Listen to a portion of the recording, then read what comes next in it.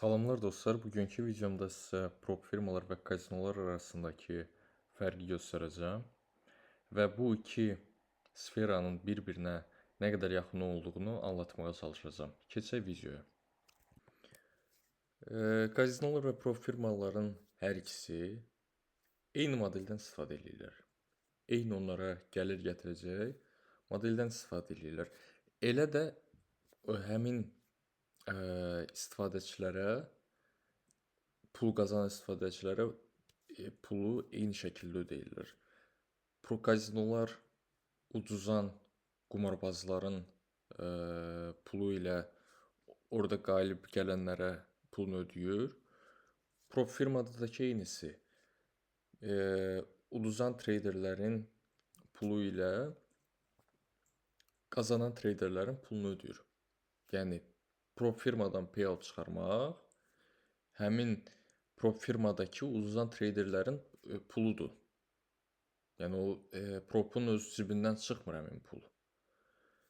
Və hər ikisində də elə qaydalar var ki, hər ikisinin uduş faizi, yəni house hedge onu istifadə edənlərdən daha çoxdur. Məsəl üçün, prop firmalarda qaydalar var.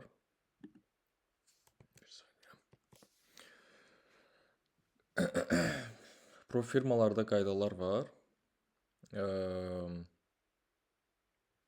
Eynisidəki kazinonun faizləri. Oyunların əksəriyyəti kazinoların xeyrinədir. Elə bir əksəriyyəti yox, ümumiyyətlə hamısı. Elə bir kazinoda oyun yoxdur ki, oyunçunun xeyrinə olsun. Cüzi olsa da belə, əksəriyyəti kazinonun xeyrinədir. Bəs prop filmlərdə bu necədir? Çox sadə qaydalar. Propun qaydaları, emosional təsir. Baxın, burada gördüyünüz ki, kazinoda oyunların eci var. 0.46% blackjack'da kazinonun house eci var. Nə deməkdir bu? Yəni 100 dənə əldən, 100 dənə blackjack əlindən təxminən 50.5-ni kazinodur. Qalan 49.5-ni isə oyunçudur. Amma bu uzuntorun baxanda getdikcə aşağı düşür. Oyunçunun gəliri getdikcə aşağı düşür, kazinonun gəliri getdikcə artır. Bu ən azıdır. O biri oyunlarda qat-qat çoxdur. Ən çoxu mən bilən slotlardadır. 10-15% kazinonun xeyrinədir. Yəni çox böyük xeyirdir. Uzun torun baxanda. Yəni bir dəfə bəxtin gətirə bilər, həm uda bilərsən. Amma uzun torun baxanda sən ziyanla çıxacaqsan həmişə. Prop firmlərdə də ki qaydalar, challenge'lar, hesabı keçmək, loss limitlər, scaling planları, funded accountda, məsələn 5 günlük winning day və s. Hələ mən top step'i misal kimi göstərmişəm. Elə top step'də belə baxsaq qayda daha az sayılır. O birilərə baxsaq, o biri firmlərə, hətta forex firmlərinə baxsaq, onlarda qaydalar qat-qat çoxdur. Qat-qat çoxdur və daha da çətindir. Hətta forex firmalarında scalpingə çoxsunda icazə yoxdur. Nəsə onlarda 2 dəqiqə qaydası var. Dəqiq bilmirəm. Yəni maraqlanmamışam, istifadə eləmirəm. Amma 2 dəqiqə qaydası var, scalping eləmək olmaz və s. kimi qaydalar ilə treyderləri daha da baskı altına salırlar. Bu da nəyə gətirib çıxarır? Hesabın partlamağına, prop firmin gəlir əldə eləməyinə. İndi keçək error və faizlərə. Baxın, bu maraqlı məqamdır. Niyə? Çünki 50K-lıq top step hesabını götürsək, orada payout seçimləri var, təzəlikcə çıxıb 2-3 ay olar. No consistency ilə. Consistency yoxdur. $200 risk elə. $200 risklə 50% win rate ilə 1-in 1-ə, yəni break even bir strategiya ilə keçmə faizi 40%-dir. Fail pay faizi 60%, payout da faizi 32%-dir. Yəni keçmə faizi daha da aşağıdır.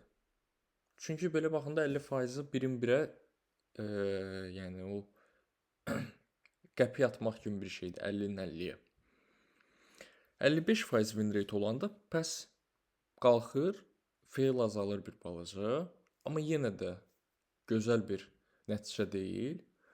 Amma baxın 65-70% kiçik errorla çox gözəl nəticələr göstərir. 91.7% keçmə şansı var. $200 risklə. 70% də 97.8%. Hətta bir 5% də qalxanda 99.5% olur. Eynisi də 1-in 2 ilə. 1-in 2 hətta daha çox. Yəni pass faizi 100% olur. Buna səbəb nədir? Bəs niyə yəni belə baxanda böyük error daha yaxşıdır da? Böyük errorin problemi ondadır ki, low streak çox olur. Prop firmin də əsas məqsədi emosional baskıdan gəlir əldə etməkdir. Məsəl üçün propların necə marketdə deyil, bizim beynimizdədir. Strategiya kağız üzərində super də görsənə bilər. Amma ki, buna təsir eləyən tamahdır, loss qəbul eləyə bilməməkdir, səbirsizlikdir və s. həddindən artıq çox şey var saymaq üçün. Prop firmlərdəki bu psixologiyanı çox əla bilirlər. Sırf buna görə də pullarını qazanırlar. Niyə? Baxın, qaydalar. Qaydalar traderlərin psixologiyasına qarşı qurulub. Trailing drawdownlar, end of day drawdown, yəni trailing end of the day drawdown. Sizin profitiniz qalxdıqca loss limitiniz də qalxır. Hələ bu end of day yaxşıdır. Var trailing drawdown, intraday drawdown. Gün ərzində profit qalxdıqca o da qalxır. Siz trade bağlamasanız belə. Hesab tradeiniz $700 plusa kimi qalxdı. O artıq break-evenə düşsə belə sizdə 700 hesab arxaya düşürsüz loss limitə görə. Çünki açıq profitləri də olanda onun dalıyca gedir. Loss limit onun dalıyca gedir. Çünki müxtəlif qaydalara görə yəni insan fikirləşir, biraz daha tez çatım, biraz daha çox risk eləyim, bir gündə bitirim. Bütün bunlar hamısı o hesabı itirməyə gətirib çıxarır. Bütün bu qaydaların hamısı. Çünki insan səbirsizləşir, low streakə düşəndə elə bilir ki, dünyanın axırıdır. Amma halbuki elə deyil. Low streak normaldır. Yəni ki, bu işin bir hissəsidir losing streak. Yəni luzlar bu işin bir hissəsidir. Onun da pulu elə yığılır. Yəni ki, bir nəfər girdi, hesabı partlatdı 10 dəqiqənin içində. Reset elədi, yenə partlatdı. Reset elədi, yenə partlatdı. Reset elədi, yenə partlatdı. Yığılır, böyük məbləğdə pul eləyir. Bu hamısı da gedir prop firmin cibinə. Prop firmi o sərf eləyir. Deyək, yaxşı, bəs güclü traderlər olanda, həmin o güclü traderlər də artıq öz ciblərindən vermirlər o pulu. O güclü traderi salır live trading environment-a. Yəni real onların öz pulu ilə trade eləyir. Ondan da pulun qazanırlar. Yəni hər iki üzrə pulun qazanırlar. Hətta 90-ın 10-adır deyəsən live tradingdə payout share-i. Yəni 90-ı 10-a verə-verə həm live traderdən pulun qazanır, həm də uduzan traderlərdən pulun qazanır. Tək xərci onun nəyə çıxır? Həmin o hal-hazırda live trading yoluna gedən traderlərin pulunu ödəməyə. O traderlərdəki həddindən artıq azdır. Yəni 1000 nəfərə 10 nəfər düşür ki, həm pul çıxarır. Consistence qazananda yəqin 4 nəfər, 5 nəfər maksimum. Yəni bunun əsas biznes modeli bundan ibarətdir. Kazinoda riyazidir. Yəni riyazi baxsaq, kazinoda udmaq imkanı yoxdur. Tradingdə var. Tradingdə riyazi baxanda bayaqları göstərdiyim kimi cədvəldə. Tradingdə var. Yəni hər şey göz qabağındadır. Oturub riyazi hesablamaları aparanda yəni normal bir strategiya ilə, məsələn, mənim sizə yurdu göstərdiyim strategiyanın 65-70% win rate var. Yəni 1-in 1-ə, 1-in 2-yə hər ikisində trade götürmək olur. Təxminən ortalama trade hesablasaq 1-in 1.5-ə. Onunla ki pass rate həddindən artıq yüksəkdir. Yəni sırf $200 risk edib həmin bu strategiyanı işləsəz, qazanacaqsınız. Yəni strategiyanın elə çox fərqi yoxdur. Strategiya olsun. Strategiyanın elə çox fərqi yoxdur. Strategiyanı istədiyin vaxtda trade eləməyin. Yəni trading nədir? Azadlıq. İstədiyin vaxtda trade eləyə bilmək. İstədiyin vaxt puluvu çıxarmaq. Yəni düzdür, prop firmlər bunu icazə vermir, amma prop firmlərdən yığdığın pul ilə öz kapitalını qura bilərsən, öz bir hesabını aça bilərsən. Bu daha çox rahatlıq verəcək sənə. Yəni prop firmin orada məqsədi sən nizam-intizamlı eləmək deyil. Yəni öz xeyrini güdür onsuz oradan o qaydalar ilə. Strategiya olsun, yəni lazım deyilən market açılanda istifadə edə bilərəm strategiyamı və yaxud da agent session'da ancaq eləyə bilərəm. Yox, elə strategiya olmur, belə trading olmur. Trading azadlıqdır. Mən istəyirəm bu vaxt girərəm, istəyirəm agent session'da girərəm. Bəlkə mən New York vaxtı yatıram ümumiyyətlə. Mən gecə smeniyəm, işdən gəlib yatıram. Mənim vaxtım yoxdur ona baxmağa. Mən niyə durub ona görə baxmalıyam? Market açıqdır 7:24, 7:23, 7:23 istəyirəm. 5:23 günün 5 günü 23 saat açıqdır. Həmin o 23 saatda mənim ürəyim istəyən vaxtı trade olar girərəm. Mənə məcbur deyil saat neçədəsə açılsın və yaxud da hansı məhdudiyyətlər olsun qarşımda. Bacardığınız qədər məhdudiyyətlərinizi aşağı salın. Yəni azad olun. Trading bundan ibarətdir. Yəni mən tradingi buna görə sevirəm. Yəni mənə azadlığı verir. İndi məcburiyyətdən prop firmlərdən istifadə edirəm, amma gələcəkdə inşallah 1 ilə, 2 ilə öz kapitalımı yığandan sonra mən ümumiyyətlə onlardan da istifadə eləməyəcəm. İstifadə eləyərəm, hesab kimi qalar qıraqda. Amma əsas öz kapitalıma fikir verəcəm. Mənə o lazımdır, azadlığım lazımdır. İstədiyim vaxt işləyə bilməyim lazımdır. İstədiyim vaxt istifadə eləyim, istədiyim vaxt pulumu çıxarım. Yəni ki, mənə bu verdiyi azadlıq lazımdır. Amma onu da prop firmlərdən yavaş-yavaş əlimizdən alıblar. Və yaxud. Yəni bu qədər. Yəni demək istədiyim odur ki, əsas inşallah gələcəkdə videolar çəkəcəm.